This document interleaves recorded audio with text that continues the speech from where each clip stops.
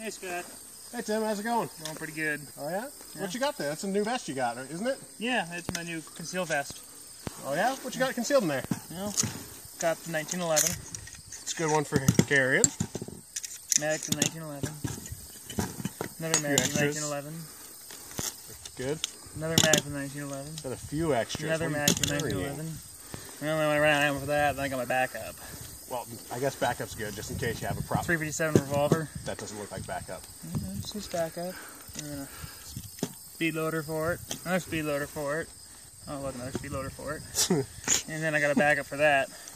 What, a third? Versa 380. And a spare mag for that.